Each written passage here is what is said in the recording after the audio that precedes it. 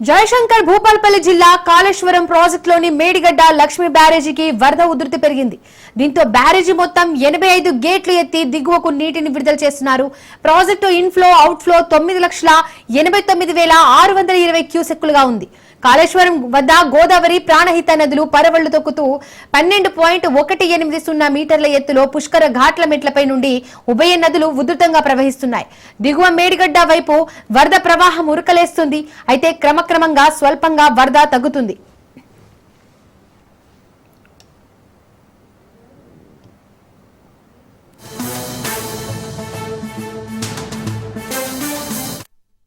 జయశంకర్ భూపాలపల్లి జిల్లా కాళేశ్వరం ప్రాజెక్టులోని మేడిగడ్డ లక్ష్మీ బ్యారేజీకి వరద ఉధృతి పెరిగింది. ఇక దీనికి సంబంధించి మరిన్ని డీటెయిల్స్ మా ప్రతినిధి చంద్రశేఖర్ అందిస్తారు. చంద్రశేఖర్, దీపిక, ఎగువైన మహారాష్ట్ర, ఛత్తీస్గఢ్ రాష్ట్రాలకు కురుస్తున్న భారీ వర్షాలకైతే ఇటు కాళేశ్వరం వద్ద ప్రాణహిత గోదావరికి అయితే భారీగా వరద నీరు చేరిందని చెప్పుకోవచ్చు. ఇటు కాళేశ్వరం పుష్కర ఘాట్ వద్ద ప్రస్తుతం 12.180 మీటర్ల ఎత్తులో అయితే గోదావరి ఉధృతంగా ప్రవహిస్తుంది. ప్రస్తుతానికి ఇటు భారీగా వరద నీరు రావడంతో ఇటు మేడిగడ్డ లక్ష్మీ బ్యారేజీలోకి అయితే 9,89,600 క్యూసెక్ల వరద నీరు రావడంతో మొత్తం 85 గేట్లు ఎత్తి 9,89,600 క్యూసెక్ల వరద నీరు అయితే దిగువ ప్రాంతానికి విడుదల చేస్తున్న పరిస్థితి. దీంతో సమ్మక్క సాగర్, తుపాకులగూడెంలోని ములుగు జిల్లాలోని సమ్మక్క సాగర్ కి భారీగా అయితే వరద నీరు చేరింది. మొత్తం బ్యారేజ్ మొత్తం నీటి మట్టం 83 మీటర్లు కాగా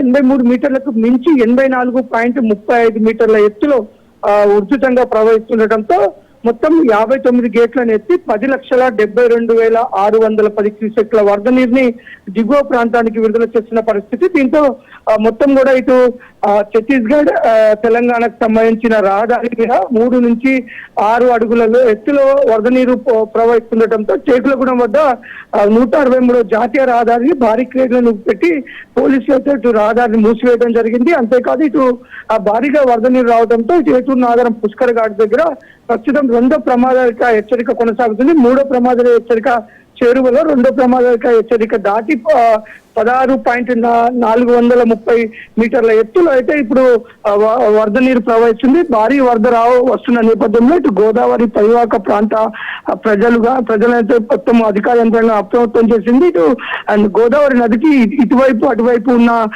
రైతులకు సంబంధించిన పొలాలన్నీ కూడా నీట మునిగిపోయాయి. వరి పొలాలు, పత్తి చేన్లు, మిర్చి నారుమల్లు కూడా నీట మునిగిపోతున్న పరిస్థితి. కొంత రైతులు తీవ్ర ఇబ్బంది పడుతున్నారు.